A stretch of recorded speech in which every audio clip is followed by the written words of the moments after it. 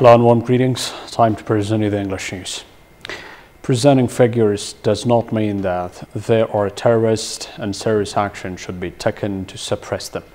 Military intelligence says ISIL is a risk in Afghanistan, and the head of the National Army headquarters, with unrealistic figures from this group, seeks to stifle public opinion. The talks are coming up after the head of the Afghan National Army headquarters said ISIL is not more than 2,000 in Afghanistan. More in reports. So-called terrorist group ISIL has carried out several attacks in Afghanistan over the past 2 years, but the head of the Joint National Army Chief of Staff said on Monday that the number of ISILs in Afghanistan is not more than 2,000. The question is, despite the fact that the military authorities and foreign troops deployed in Afghanistan, but why this group are not annihilated? Another question that may be in the minds of many is whether the declared figures of the government are real. ISIL figures from the head of the National Army Chief of Staff say that in the past, the group has been the most active in a number of districts in the eastern province of Nangarhar, and now the group is fighting in front of the militants in the northern part of Jozjan province.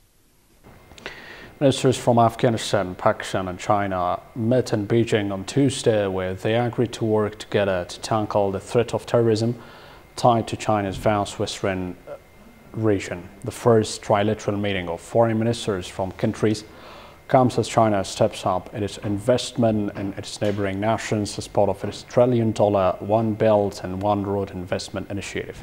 China depends on Afghanistan and Pakistan to help control Xinjiang's borders, where analysts say Beijing repressive policies have engendered raids and terrorist attacks by members of the mostly Muslim Uyghur ethnic minority that calls the area home.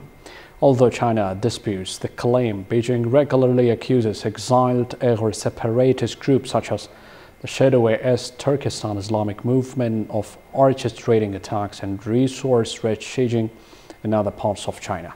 It has expressed concern about Uyghur militants finding sanctuary in Afghanistan and Pakistan.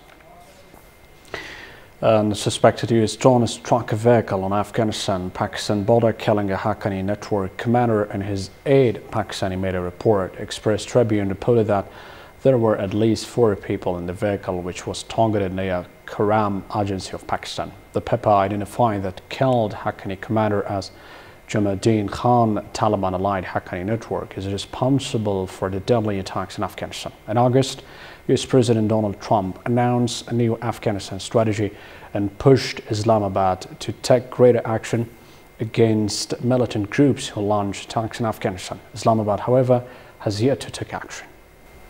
Thank you for joining. Have a good night. Bye.